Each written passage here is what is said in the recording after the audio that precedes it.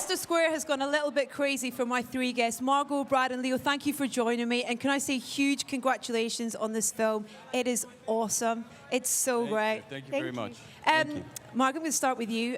In terms of Sharon Tate, for me, she feels like the kind of light and optimism in terms of if she's a kind of theme around this film. For you, when you were approached and asked to play her, where did you start with her? It was very clear in the way that Quentin had written her that she really was more of a presence throughout the film and very much to bring, like you said, that hope, that optimism, the light, kind of show the wonderful parts of Hollywood in 1969. And for you, sir, I think that one thing that people forget about Mr. Tarantino is he's an extraordinary director, but he's also an exceptional writer. And I wanted to ask what your response was when you first read the script and what it was that tipped you over to say yes to play Cliff. Well, first of all, when Tarantino calls, everyone says yes, no question. Okay. But on the immediate read, it's pretty. It's so specific, his writing. It's pretty evident what the shape, the flavor, the tone of the thing. Yeah. So it's automatic. He makes it really easy for us. And Leo, for you, in terms of this character, there's so many layers to him and so many parts that you have to play as an actor. It's a film within a film. It's all that kind of stuff. Does he encourage you to kind of bring as much of it yourself to the table as what's on the script?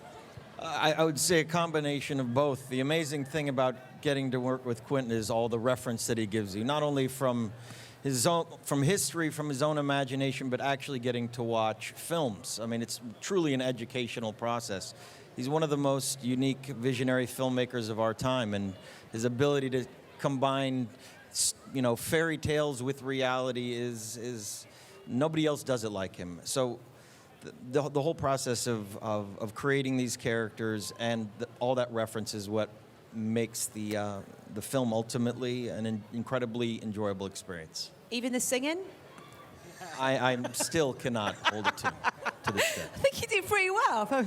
You're not bad. I'd give you 7 out of 10. They tried several songs, and apparently that was the song he sounds best. Best at best.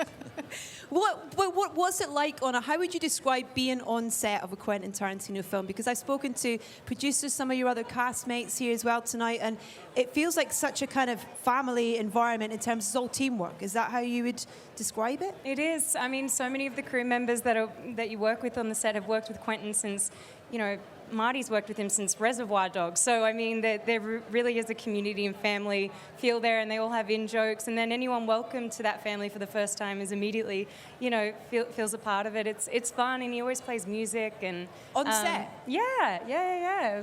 So it was just a lot of fun. Yeah. Does anyone else get to pick the music, or is it just Quentin that gets to choose the music? There's no need to step in. He's a good DJ. pretty good at it. Yeah, he can pick a tune. What was your reaction when you saw the film finished for the first time? I mean, pleased as punch. Tarantino always brings something fresh and something new and very unique.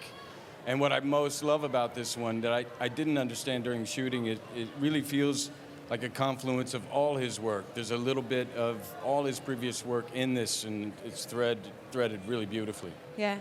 And Leo, in terms of for you for this character, what was the preparation that you did? I believe that you kind of stepped into the world of a particular TV star that Quentin was a big fan of. Yeah, as Brad was saying, it's really an homage or a love story to the industry. And, Brad and I in this film play characters that are sort of voyeuristic, where the culture has left us behind, the industry has left us behind, and we're watching the changing of the guard, so to speak. So it was interesting to not only to step into this time period, but to play two guys that are sort of on the outskirts, trying to still survive within the industry that they love. But it really is a love letter to Hollywood and Los Angeles. And how much they need each other, that friendship, that kind of camaraderie between each other. And for people whose careers have gone through a number of years in Hollywood, you find those friendships that you stick with as well.